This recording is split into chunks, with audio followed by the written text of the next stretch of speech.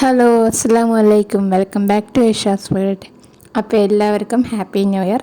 അപ്പോൾ ഇന്ന് ഒരു ന്യൂ ഇയർ സ്പെഷ്യൽ ഡെസേർട്ടുമായിട്ടാണ് വന്നിട്ടുള്ളത്.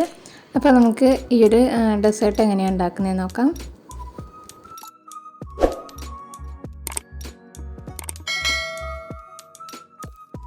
അതിനായിട്ട് ഞാനിവിടെ ഒരു സോസ് പാനിലേക്ക് ഒരു കപ്പ് പാൽ ഒഴിച്ച് കൊടുക്കുന്നുണ്ട്. പിന്നെ അതിലേക്ക് 2 ടേബിൾ സ്പൂൺ കോൺഫ്ലവറും കൂടി ചേർത്തിട്ട് അതൊന്ന് കട്ടയില്ലാതെ മിക്സാക്കിയെടുക്കാം.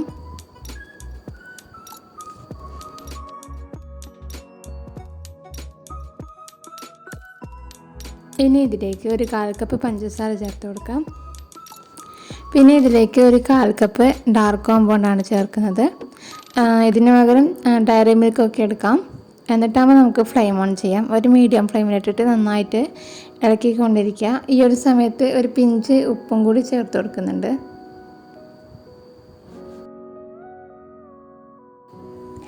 അപ്പോൾ എൻ്റെ ഈ വീഡിയോ സബ്സ്ക്രൈബ് ചെയ്യാതെ ആരെങ്കിലും കാണുന്നുണ്ടെങ്കിൽ ഒന്ന് സബ്സ്ക്രൈബ് ചെയ്തേക്കണേ. അതുപോലെ തൊട്ടടുത്തുള്ള ബെല്ലൈക്കണിൽ ഓൾ എന്നുള്ളത് കൂടി പ്രസ് ചെയ്താൽ ഞാൻ ഇനിയുള്ള വീഡിയോസിൻ്റെയൊക്കെ നോട്ടിഫിക്കേഷൻ നിങ്ങൾക്ക് ലഭിക്കുന്നതാണ്. അപ്പോൾ ഇതാ നമ്മുടെ ചോക്ലേറ്റൊക്കെ മെൽറ്റായ മിക്സ് നന്നായിട്ട് കുറുകി വരുന്നുണ്ട്. ഈ ഒരു കൺസിസ്റ്റൻസിയിൽ നമുക്കിത് ഫ്ലെയിം ഓഫ് ആക്കാം.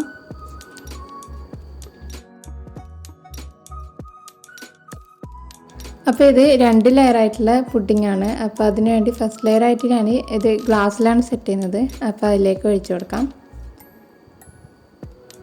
അപ്പോൾ ഈ ഒരു അളവിന് ഈ 4 ഗ്ലാസ്സിൽ കറക്റ്റാണ്.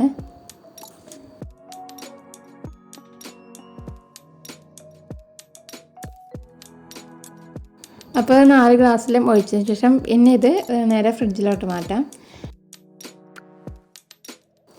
അപ്പോൾ ഇനി സെക്കൻഡ് ലെയറിന് വേണ്ടി ഒരു ബൗളിലേക്ക് 1 കപ്പ് പാൽ ഒഴിച്ച് കൊടുക്കുന്നുണ്ട്. പിന്നെ ഇതിലേക്ക് 2 ടേബിൾ സ്പൂൺ കോൺഫ്ലവറും കൂടി ചേർത്തിട്ട് നന്നായിട്ടൊന്ന് മിക്സാക്കിയെടുക്കാം. കട്ടയൊന്നും ഇല്ലാതെ നന്നായിട്ടൊന്ന് മിക്സാക്കിയെടുക്കാം.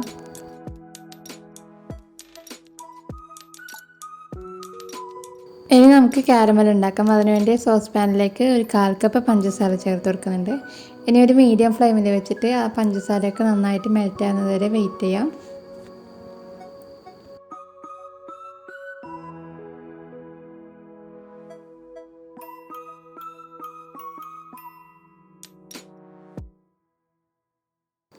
ഇപ്പം കുറച്ച് മെൽറ്റായി വരുന്നുണ്ട്. ഈ ഒരു സമയത്ത് എല്ലാം ഒന്ന് മിക്സാക്കി കൊടുക്കാം. എന്നിട്ടാകുമ്പോൾ നന്നായിട്ട് അതിൻ്റെ ഒരു കളർ ചേഞ്ച് ആകുന്നവരെ അതൊന്ന് മിക്സ് ആയിക്കൊണ്ടിരിക്കുക.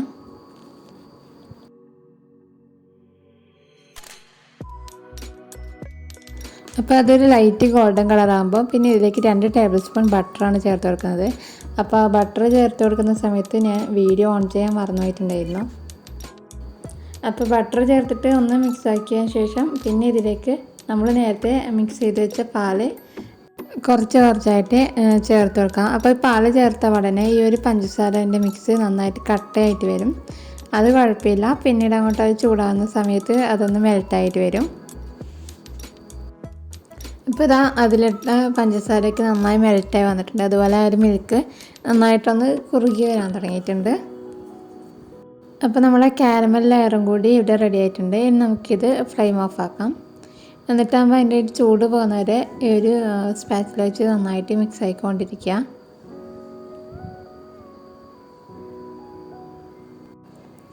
അപ്പോൾ ഇത് ഇനി നേരത്തെ നമ്മൾ ഫ്രിഡ്ജിൽ വെച്ച ആ ഒരു ചോക്ലേറ്റ് ലെയറിൻ്റെ മുകളിലോട്ട് ഒഴിക്കാനുള്ളതാണ്. അപ്പം നല്ല ചൂടിൽ ഒഴിക്കേണ്ട, കുറച്ചൊന്ന് തണുന്നതിന് ശേഷം നമുക്ക് അതിൻ്റെ മുകളിലോട്ട് ഒഴിച്ചു കൊടുക്കാം. ഇപ്പോൾ ഇതാ നമ്മൾ ആദ്യത്തെ ലെയർ ഏകദേശം ഒന്ന് സെറ്റായി വന്നിട്ടുണ്ട്. ഇനി നമുക്ക് അതിൻ്റെ മുകളിലോട്ട് ഈ ഒരു കാരമലിൻ്റെ ആ ഒരു ലെയറും കൂടി ചേർത്ത് കൊടുക്കാം. അപ്പോൾ ഞാൻ എടുത്ത അളവിൽ ഈ ഒരു 4 ഗ്ലാസ് കറക്റ്റായിട്ട് കിട്ടിയിട്ടുണ്ട്. അപ്പം അധികം വേണമെന്നുണ്ടെങ്കിൽ ഈ ഒരു അളവൊക്കെ ഒന്ന് ഡബിളാക്കിയിട്ട് എടുക്കാം. അപ്പോൾ ഇനി ഇത് മുകളിൽ വെച്ചതിന് ശേഷം നേരെ ഫ്രിഡ്ജിലോട്ട് മാറ്റാം. ഫ്രീസറിൽ വെക്കണ്ട, താഴെ തന്നെ വെച്ചാൽ മതി. ഇനി ഇത് ഫ്രിഡ്ജിൽ ഒരു 2 അല്ലെങ്കിൽ 3 മണിക്കൂറോളം വെച്ചാൽ മതിയാവും. അപ്പോൾ ഒരു 3 മണിക്കൂറിന് ശേഷം ഞാനിത് ഫ്രിഡ്ജിൽ നിന്ന് പുറത്തെടുത്ത് വെച്ചിട്ടുണ്ട്. ഇനി ഇതൊന്ന് ഗാർണിഷ് ചെയ്യാൻ വേണ്ടിയിട്ട് ഇതിൻ്റെ മുകളിൽ കുറച്ച് ഡാർക്ക് കോമ്പൗണ്ട് ഗ്രേറ്റ് ചെയ്തിട്ട് കൊടുക്കുന്നുണ്ട്.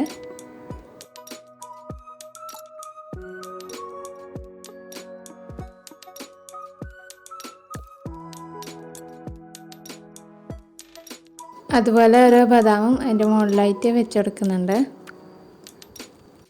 അപ്പോൾ ഇതാ നമ്മുടെ ന്യൂ ഇയർ സ്പെഷ്യലായിട്ടുള്ള ചോക്ലേറ്റ് കാരമൽ ഡെസേർട്ട് ഇവിടെ റെഡി ആയിട്ടുണ്ട്. അപ്പോൾ നമ്മളെ വീട്ടിൽ എപ്പോഴും ഉപയോഗിക്കുന്ന സാധനങ്ങൾ കൊണ്ട് തന്നെ വളരെ എളുപ്പത്തിൽ തയ്യാറാക്കിയെടുക്കാൻ പറ്റുന്ന നല്ല ടേസ്റ്റി പുഡിംഗ് ആണിത്.